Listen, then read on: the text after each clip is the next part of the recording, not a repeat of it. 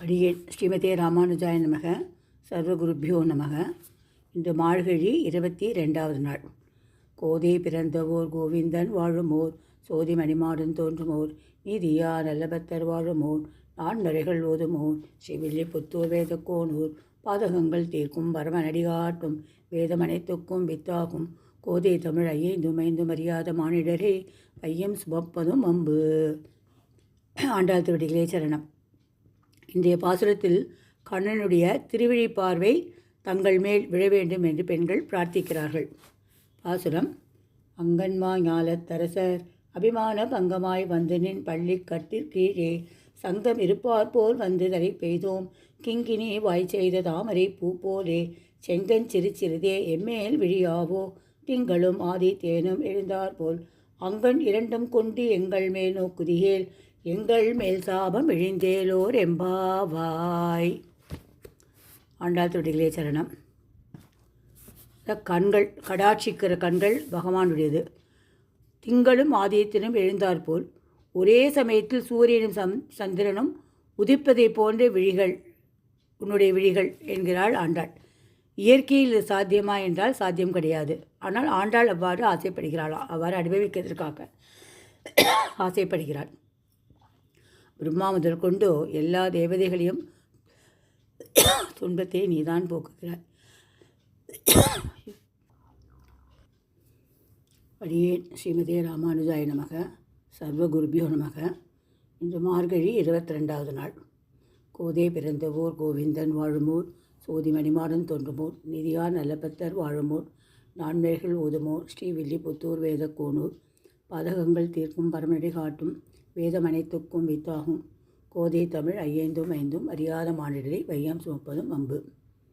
இன்றைய பாசுரத்தில் கண்ணனுடைய திருவிழி பார்வை தங்கள் மேல் விழ வேண்டும் என பெண்கள் பிரார்த்திக்கிறார்கள். பாசுரம்: அங்கன்மா ஞாலத்தரசர் அபிமான பங்கமாய் வந்து நின் பள்ளிற்கட்டு கீழே, சங்கம் இருப்பார் போல் வந்ததரை பெய்தோம், கிங்கினி வாய் செய்த தாமரை பூ போலே, செங்கன் சிறு சிறிதே எம்மேல் விழியாவோ, திங்களும் ஆதி தேனும் எழுந்தாற்போல், அங்கன் இரண்டும் கொண்டு எங்கள் மேல் நோக்குதியேல், எங்கள் மேல் சாபம் இழிந்தேலோர் எம்பாவாய். ஆண்டாள் திருவடிகளே சரணம். அதாவது பகவானுடைய கண்கள் கடாட்சிக்கும் கண்கள். அது எப்படி இருக்குன்னா, திங்களும் ஆதித்தேனும் போல் இருக்கிறதாம். அதாவது சூரிய சந்திரன் போல உதிப்பதை போன்ற விழிகள் அப்படிங்கிறார்.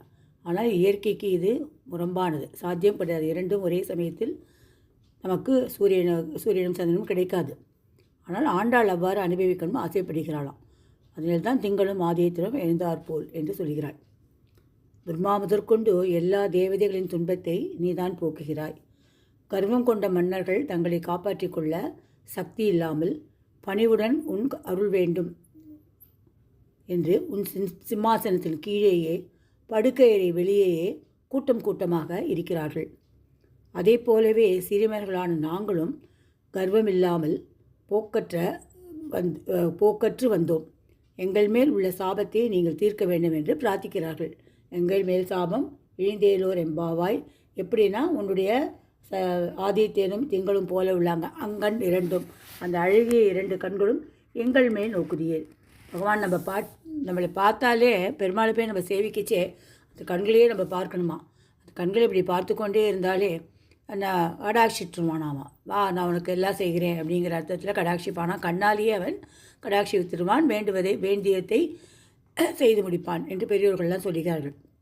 அதனால் இவ்வாறு நாங்கள் அந்த மாதிரி தான் வந்திருக்கோம், எங்களை நீங்கள் எங்களுடைய துன்பங்களை தீர்க்க வேண்டும் என்று பிரார்த்திக்கிறார்கள்.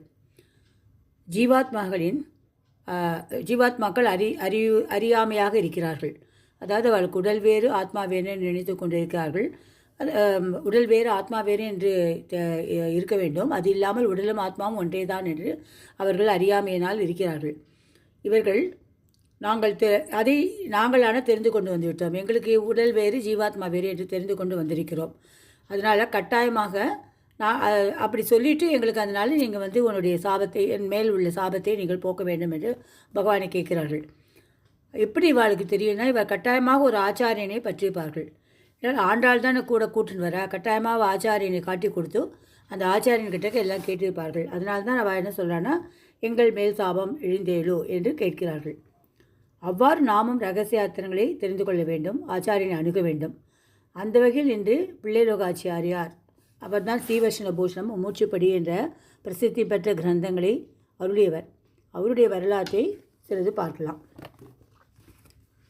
ஸ்ரீ பிள்ளைலோகாச்சாரியார் 1605ஆம் ஆண்டு குரோதன வருடம் ஐப்பசி திருவோணத்தில் ஸ்ரீ வடக்கு திருவீதி பிள்ளைக்கும் ஸ்ரீ ரங்கநாச்சியாருக்கும் புத்திரராக அவதரித்தார்.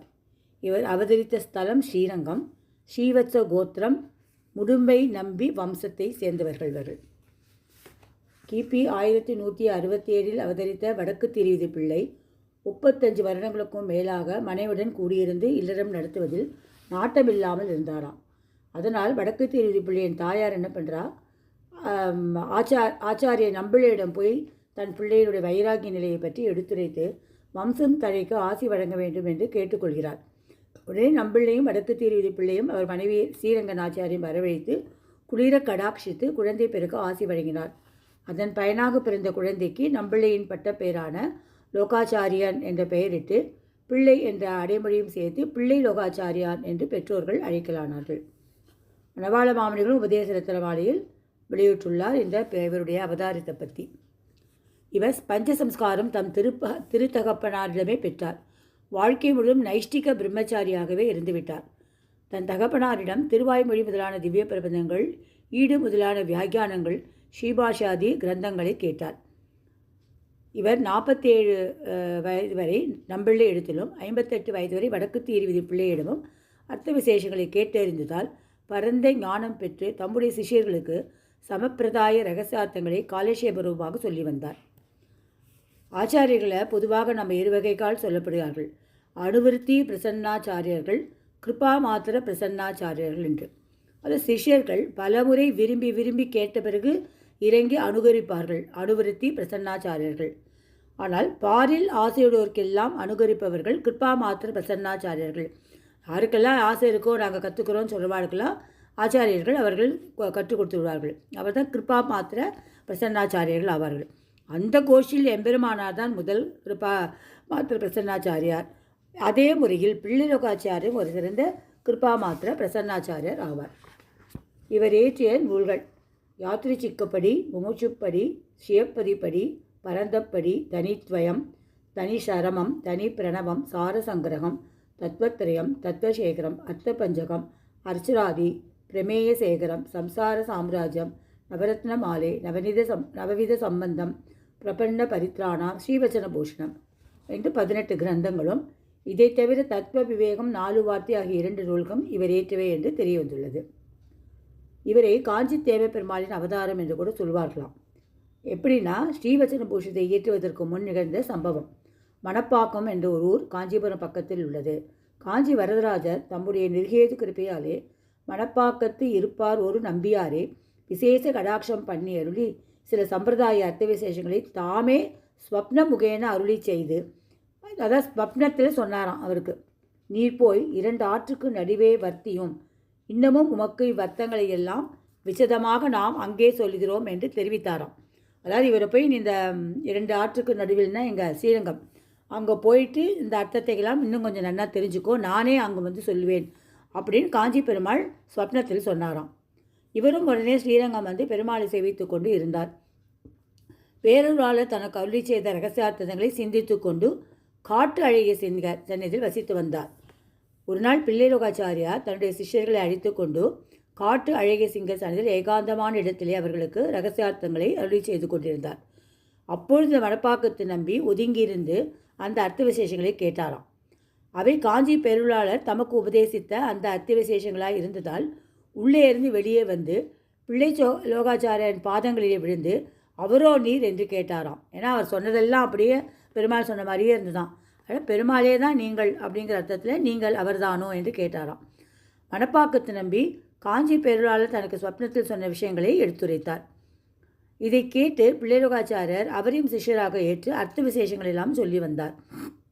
ஒரு நாள் மணப்பாக்கத்து நம்பிக்கு ஸ்வப்னத்திலே பெருமாள் தோன்றி, இவ்வர்த்தங்கள் மறைந்து போகாதபடி இவற்றை ஒரு பிரபந்தமாக்கும்படி சொன்னோம் என்று பிள்ளைக்கு சொல்லும், அந்த பிள்ளைலோகாச்சாரியருக்கு என்று தெரிவித்தாராம். ஸோ மணப்பாக்கத்து நம்பியும் பிள்ளை இடத்தை பெருமாள் இப்படி திருவுள்ளம் சொன்னார் என்று அதை சொன்னார். பிள்ளையும் ஆனால் அப்படியே செய்வோம் என்று சொல்லி ஸ்ரீவச்சன பூஷணம் என்ற நூலை ஏற்றினாராம். பெருமாளே சொல்லி இந்த ஸ்ரீவச்சன பூஷணம்ங்கிறது ஏற்றப்பட்டது. சூத்திர முறையில் இருக்கும் அது பார்த்தா. அதற்கு மணவாள மாமுனி வியாக்கியானம் பண்ணியிருக்கார். தன்னுடைய உபதேச ரத்னமாலையில் அவர் என்ன சொல்கிறாருன்னா, அன்னப்புகழ் முழுமை என்று தொடங்கி 7 பாசுரங்களில் அந்த ஸ்ரீவச்சன பூஷணத்தினுடைய பெருமையை சொல்லுகிறார். 1309 டில்லி அரசனாயிருந்த அலாவுதீன் கில்ஜி மாலிகாப்பூர் என்ற தளபதியை தென்னிந்தியாவுக்கு படையுடன் அனுப்பி பொன்னும் பொருளும் ஈட்டி வர உத்தரவிட்டான். அதன்படி இந்த மாலிகாப்பூர் ஆந்திராவில் வாரங்கல் என்ற நகரை கொள்ளையெடுத்தோம். தமிழகத்தில் சைவ வைணவ கோயில்களை கொள்ளையெடுத்தோம். ஏராளமான விலை உயர்ந்த நகைகளையும் விக்கிரகங்களையும் எடுத்துக்கொண்டான். தமிழர்களை முஸ்லீம் மதத்திற்கு மாறச் செய்தான். மதம் மாறாதவர்களை கொலை செய்தான். இந்த செய்திகள் திருவரங்கத்தில் உள்ள வைணவ பக்தர்களுக்கு தெரிந்தவுடன் அவர்கள் செய்வதறியாது திகைத்து சில அவசர முடிவுகளை எடுத்தனர். பெரிய பெருமாள் சந்நிதி முன் சுவர் எழுப்பி கல்காப்பு செய்தனர். பிள்ளைலோகாச்சாரியார் உற்சவரியும் திரு ஆபரணங்களையும் நாச்சியாரையும் ஒரு பல்லக்கில் எழுந்தருளப் பண்ணி சில வைஷ்ணவ சிஷ்யர்களுடன் கண்காணாத காடுகளில் புகுந்து தெற்கு நோக்கி சென்றார். நடுவழியில் கள்ளர்கள் திருவாபரணங்களை திருடிச் சென்று விட்டனாம். பிள்ளைலோகாச்சாரியார் அவர்களிடம் இதமாக பேசி அவர்களை திருத்தி பணிக்கொண்டு ஆபரணங்களை மீட்டார். திருவரங்கம் வெறிச்சோடி கிடந்தது. பிள்ளைலோகாச்சாரியார் திருமாலிருஞ்சோலை மலைக்கு தெற்கே ஆனை மலையின் பக்கம் ஜோதிஷ்குடி என்று ஒரு ஊர் இருக்கிறது. அங்கு அவர் இந்த உற்சவரை ஏழை பண்ணி கொண்டு போய் அங்கேயிருந்து அந்த ஆராதனையெல்லாம் பண்ணி கொண்டு வந்தார். அப்பொழுது அவருக்கு திருமேனியில் நோவு சாற்றி வயோதிகத்தால் தழர்ந்திருந்தார். சிஷ்யர்களுக்கு குறிப்பாக கூரகுலோத்தும தாசருக்கும் விளாஞ்சோலை பிள்ளைக்கும் சில அறிவுரைகளெல்லாம் வழங்கிவிட்டு கிபி 1310 தனது 105வது வயதில் ஆனி மாதம் சுக்குல துவாதசியில் நம்பெருமாளை தானித்து கொண்டே ஆச்சாரியன் திருவடியை அடைந்தார். அந்த பெருமாளை அவர் காப்பாற்றுறதுக்கு அப்படி ஒரு பாடுபட்டார்னு திருவரங்க உலான்னு ஒரு புக்கில் நான் படித்தேன். அதாவது அந்த எடுத்துட்டு அந்த பெருமாளை கட்டிட்டு எங்கெங்கேயோ போகிற காடு மலையில் அதுக்கான டெய்லி அதுக்கு ஒரு ஆராதனையும் பண்ணணும், அதுக்கு நெய்வேத்தியம் பண்ணணும், எல்லாம் பண்ணுவாராம். கட்டிட்டு போய் அங்கங்கே இந்த மாதிரி இதுவாக இருக்கச்சு ஒரு நாள் ரொம்ப முடியாத போய்டுறது. உடம்புல கட்டின்ண்டே அந்த பெருமாளை கட்டின்ண்டே மலை உச்சிலேருந்து கீழே விழுந்துடுறாராம். ஏன்னா முஸ்லீம் படை இங்கே பெருமாளை எடுத்துன்னு போயிடுப்பாருன்னு பயத்தில். அது இவருடைய திருக்குமாரர் கண்ணால் பார்த்துட்டு இருந்தார் அப்படின்னு சொல்லுவாள். அவர் போய் அதுக்கப்புறமா அந்த பெருமாளை எடுத்துகிட்டு திருமாலிருஞ்சோலையில் கிட்டத்தட்ட 48 வருஷம் அங்கே இருந்தார் ரங்கநாதர். அதுக்கப்புறம் தான் ஸ்ரீரங்கத்துக்கு இதெல்லாம் முடிஞ்சு போய் எல்லா துலுக்கப்படையெல்லாம் போனதுக்கப்புறம் 48 வருஷம் கழிச்சு தான் இந்த பெருமாள் திரும்பியும் ஸ்ரீரங்கத்துக்கு வந்ததாக கதை இது அவருடைய அந்த ஸ்ரீரங்க மகாத்மியத்தில் சொல்லப்படுகிறது. மணவாள மாமுனி திருவரங்கத்தில் இருந்தபோது பிள்ளைலோகாச்சாரியர் எழுந்தருளிந்த இடம் என்று ஒரு இடம் இருக்கு இல்லையா, அங்கே போய் பார்த்தாராம். பார்த்துட்டு அந்த இடத்த ரகசியம் விளைந்த மண் என்று சொல்லி மண்ணில் புரள்வாராம். நம்பெருமாளை பாதுகாக்க பல ஊர்களுக்கு எழுந்தருளி சென்றாராம் இந்த பிள்ளைலோகாச்சாரியர். எங்கெங்கே கேரளத்தில் எழுந்தருள் பண்ணி கொண்டு கொச்சி, கோழிக்கோடு, திருநாராயணபுரம், திருமலை, செஞ்சி ஆகியோர்களின் நம்பெருமாளை பத்திரமாக பாதுகாத்து கிபி 1371 செஞ்சி அரசன் கோபநாயனின் துணை கொண்டு மீண்டும் திருவரங்கத்திற்கு 61 ஆண்டுகள் கழித்து நம்பெருமாளுடன் வந்து சேர்ந்தார்கள். இவ்விதம் நம்பெருமாளை காப்பாற்றிய பெருமை பிள்ளைலோகாச்சாரியாரை சேரும். இன்றைக்கி நம்ம போய் க்யூவில் நின்று 250 ரூபா டிக்கெட்டோ இல்லை ஃப்ரீயாவோ விஐபி டிக்கெட்டோ வாங்கி நம்ம போய் பெருமாளை சேவிக்கிறோன்னா அதுக்கு காரணம் பிள்ளைலோகாச்சாரியார் தான். அவர் அந்த பெருமாள் எடுத்துன்னு போய் காப்பாற்றலைன்னா, அதாவது இந்த பெருமாள் விக்கிரகம் தானே அதெல்லாம் நினைக்கல, அது நம்மளுடைய பெருமாள். நம்ம பார்த்து ஒரு பொருள் ஆயிடுச்சுன்னா தொலைஞ்சி போச்சுன்னா நம்ம எப்படி நினைப்போம்? அதுக்கு ஏதாவது ஒரு இது வந்ததுன்னா, ஆபத்து வந்ததுன்னா எப்படி பாதுகாப்போம்? அது மாதிரி இந்த பெருமாளை நினைத்து கொண்டு மூலவருக்கு இந்த கல்திரையை போட்டுட்டு இந்த பெருமாளையும் தாயாரையுமே எடுத்துன்னு போயிட்டா. தாயாருக்கும் மூலவருக்கும் கல்திரை போட்டு வச்சுட்டா. அப்புறம் அந்த உற்சவ தாயாரை அங்கேயே மகிழமரத்தடி இல்லையா அங்கே எங்கேயோ வச்சுருந்தாலாம். ஆனால் அது கண்டுபிடிக்க முடியலங்கிறதுனால இவா ஒரு இன்னொரு தாயாரை கொண்டு பிரதிஷ்டை பண்ணிட்டான். அதுக்கப்புறம் கண்டுபிடிச்சிட்டு அந்த தாயாரை கொண்டு வச்சா. மொத்தம் இப்போ அதனால் 3 தாயார் இருப்பாங்க அந்த ஸ்ரீரங்க நாச்சியார் சந்நிதியில் போய் பார்த்தீங்களா. அப்படிப்பட்ட பிள்ளைலோகாச்சாரியார் திருவடிகளே நாம் வணங்கலாம். வணக்கம். ஸ்ரீமதே ராமானுஜாய நமக.